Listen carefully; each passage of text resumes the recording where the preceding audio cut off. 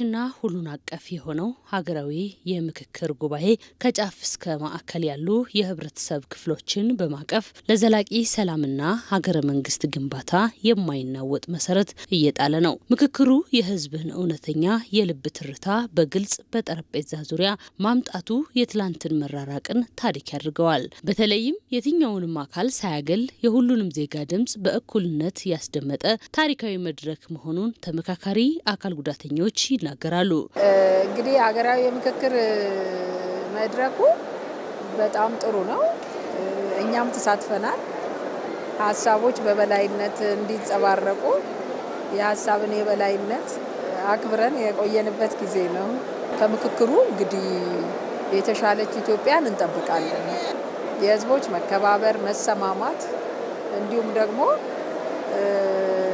ከብዙ ልዩነት ጥቂት ጠበብ ወዳለ ወደ ተሰባሰበ አንድነት እንመጣለን ብዬ አስባለሁ። የአካል ጉዳተኞች እንደዚህ አይነት እድል ማግኘታቸው ከ2 ዓመት በፊት ሀገራዊ ምክክር ኮሚሽኑ በማዕከላዊ ኢትዮጵያ መጥቶ በዛ አጋጣሚ በአካል ጉዳተኞች ስም ተወክዬ ነው እኔ የመጣሁት። በአጠቃላይ በሀገራዊ ምክክር ውስጥ በሚሳተፍበት ጊዜ ብዙ የታዘብኳቸው ነገሮች አሉ። ብዙ ትምህርት ያገኘኋቸው ነገሮች አሉ። ምንድነው? በአብዛኛው ከዚህ በፊት በየትኛውም ስርጭት ውስጥ አካል ጉዳተኞች ተሳትፏቸው ውስን ነው።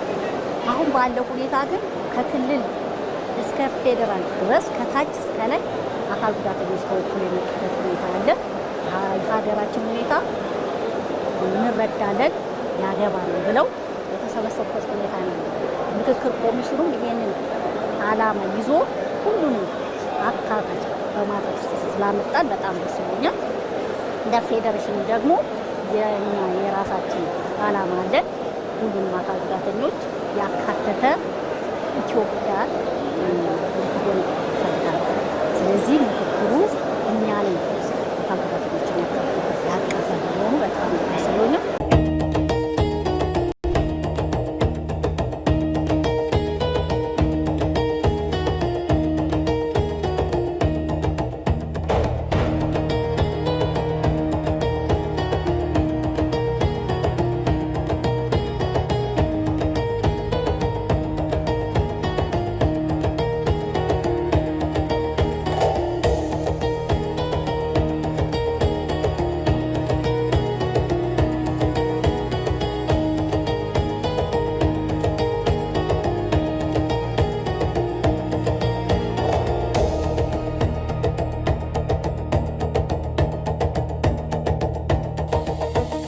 ኮሚሽኑ አካል ጉዳተኞች ተሳታፊና ተካታች እንዲሆኑ ምቹ ሁኔታዎችን ፈጥሯል። እስካሁን ባለው መልካም ነው። እርግጥ አንዳንድ ችግሮች ነበሩ። ከሚመለከታቸው አካላት ጋር በመነጋገር በቅርበት እንደዚሁም ፌዴሬሽኑ ነገሮችን ከማመቻቸት አንጻር የተሻለ ቆይታ ነው ያለን። እንግዲህ በዚህ ባለንም ተሳትፎ ምክንያት ቅድሚያ የማግኘቱ ነገር ከትናንቱ የማህበረሰቡ ግንዛቤ ዛሬ የተሻለ ሆኗል ብዬ አስባለሁ። ዛሬ እዚህ የተቧደርነው የፌዴራል ተቋማትን ወክዬ ነው የመጣሁት።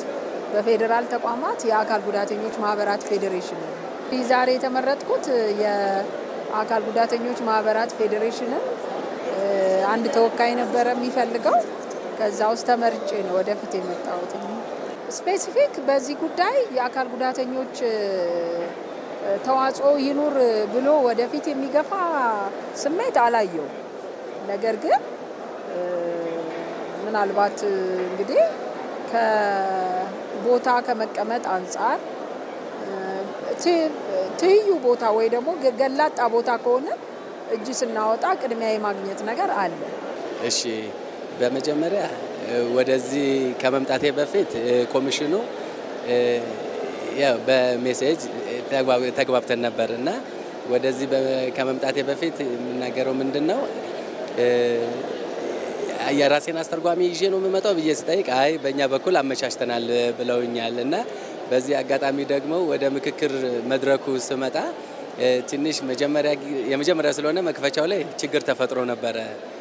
ያው በጊዜ ሂደት ኮሚሽኑ መስማት የተሳናቸው መኖራቸውን አውቆ በራሱ ጊዜ አስተርጓሚዎችን አመቻችቶልን አሁን ያለበት ሁኔታ መስማት የተሳናቸውና አካል ጉዳተኞች አካቶ ትንሽ አብዛኛው ነገር ቆንጆ ተሰርቷል ብዬ እንትንላለሁ። በመጀመሪያ መስማት የተሳናቸው አስተርጓሚ ተዘጋጅተዋል። በሚያስፈልጋቸው ቦታ ምቹ አድርገውልናል።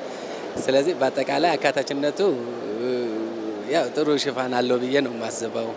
ብዙ አጀንዳዎች የተያዙበት ሁኔታ ነው። እዛ ውስጥ ደግሞ አካል ጉዳተኞች ተካታች ሆነው የራሳቸውን አጀንዳ የሚያቀርቡበት ሁኔታ ነው ያለው።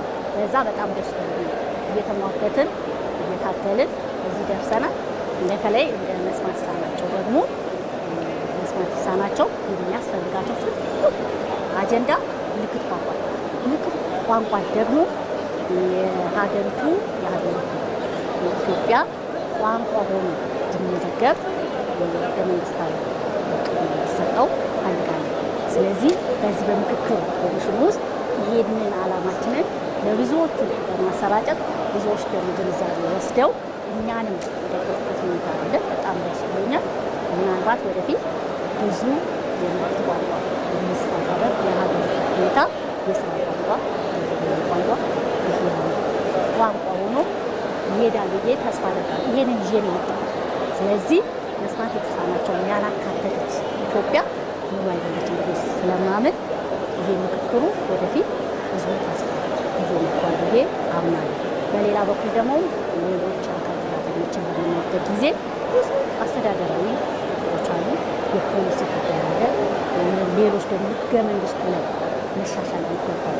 አንቀጽ 41 ያ ይሻሻላል ብለን ተስፋ እናደርጋለን።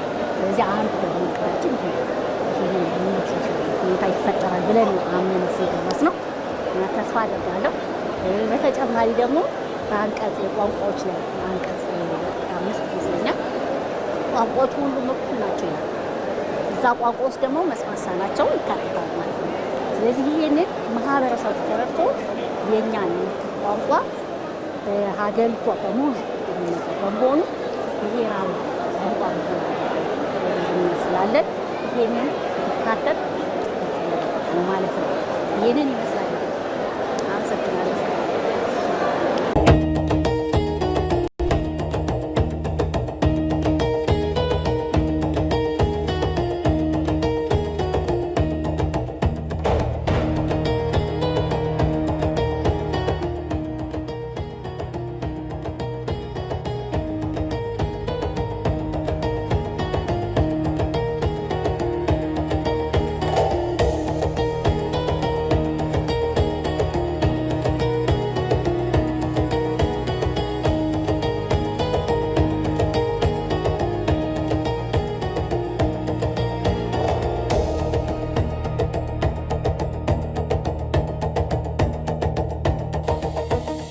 ሀገራዊ ምክክር በውይይትና በምክክር የምትጸና ጠንካራ ሀገር ለመገንባት ዜጎች ከታችኛው የህብረተሰብ መዋቅር ጀምሮ በነጻነት ያሳተፈ መሆኑ አመላካች ነው። ከዚህ አንጻር ምንድነው መጀመሪያ ወደዚህ ስንገባ የመወያያ ቦታ አመቺ አለመሆን ገጥሞን ነበር። በይበልጥ የፊዚካል ጉዳተኞች ማለት ነው። ለምሳሌ እኔ 4ኛ ፎቅ ደርሶኝ ነበረ። ሌሎች ጓደኞቼም እንደዚሁ ያልተመቸ ቦታ ደርሷቸው ነበር እና በዚህ በምክክሩ ላይ የነበርን ጉዳተኞች ሁሉ ምንም የጉዳት አይነት ሳይመርጥ ድምጻችንን ለሚመለከተው አካል ሰላማዊ በሆነ መንገድ አሳውቀን በሚመቸንና ተደራሽ በሆነ ቦታ እንድንቀመጥ ተደርጓል። እንድንሳተፍ፣ እንድንወያይ ተደርጓል ማለት ነው። ሁለተኛ የክራንች ጎማ የተቀደደባቸው አንሸራታች ነው ግቢው። ከዛ አንጻር ክራንች የተሰበረባቸው እንዲሁም ደግሞ ይዘውም የሌላቸው የጆሮ ማዳመጫ መሳሪያ ኬን የመሳሰሉትን ከማህበራዊ ጉዳይና ኮሚሽኑ በተግባቡት መንገድ ለተወሰኑ አካል ጉዳተኞች የመስጠትና እገዛ የማድረግ ስራ ተሰርቷል። የዚህ የሀገራዊ ምክክሩ አንዱ አካል የአካል ጉዳተኛው ማህበረሰብ ነው። ስለዚህ አካል ጉዳተኞች ብቻችንን የምናሳልጠው ሙቭመንት የለም። ስለዚህ አካል ጉዳት ለኛ ብቻ የተሰጠ አይደለም፣ ለሁሉም ነው። ስለዚህ ባሉት አጀንዳዎችም ሆነ አደረጃጀቶች የአካል ጉዳተኞች ጉዳይ ታሳቢ እንዲደረግና ማህበረሰቡም ይህን ግንዛቤ በማስገባት የአካል ጉዳተኞች ጉዳይ የኔም ጉዳይ ነው ብሎ በንቃት ተሳትፎም ሆነ ሙግት እንዲያደርግ ነው የምጠይቀው። እኔ ይሄ ከምክክሩ የምጠብቀው በመጀመሪያ እኔ የወከልኩት ዋና ዓላማ መስማት የተሳናቸው በስም ህገ መንግስት ላይ መቀመጥ ነው። አንዱ ምንድነው ምልክት ቋንቋ እውቅና መስጠት ነው። በመጀመሪያ ለምን መሰለሽ ድሮ አያቶቻችን ስለ ምልክት ቋንቋ ያው ግንዛቤ እንትን ለማድረግ ቀርቷል። አሁን በዚህ ምክክር ወቅት ስለ ምልክት ቋንቋ ህገ መንግስት ላይ ልክ እንደ ስራ ቋንቋ ሆኖ መቀመጥ ያው በእኔ በኩል ጥረት እያደረኩኝ ነው። አጀንዳው ላይ ያው ሃይማኖት ላይ ነው ያለው። ሃይማኖት ላይም የምልክት ቋንቋ ግንዛቤ መሰጠት እውቅና መሰጠት አለበት፣ ህገ መንግስት ላይ መቀመጥ አለበት የሚለውም ብዙ ተነጋግረን ነበር። ምክክሩ ካለቀ በኋላ ደግሞ ወደ ፓርላማ ሊሄድ ይችላል። እዛ ፓርላማ ላይ ደግሞ የምልክት ቋንቋ ግንዛቤ ይሰጣል ብዬ ተስፋ አድርጌ እጠብቃለሁ። አንዱ የምጠብቀው ይሄንን ነው። መስማት የተሳናቸው እንደ ማንኛውም ህብረተሰብ እኩል ሆነው ማየት እጠብቃለሁ። ሶስተኛ ደግሞ ህገ መንግስት ላይ አንቀጽ 45 ላይ የተቀመጠው ምን ይላል? አካል ጉዳተኞች መንግስት አቅም በፈቀደ ድጋፍ እና ከለላ ይደረግላቸዋል የሚለው ሀሳብ ትንሽ ደከም ብሎ አይቼዋለሁ። አቅም በፈቀደ የሚለው ቃል በፍጹም ለአካል ጉዳተኞች አድሎ ያደርጋል እና ያ መውጣት አለበት። በእናንተ በኩል ደግሞ ትልቅ አስተዋጽኦ እንደምትሰሩ እጠብቃለሁኝ።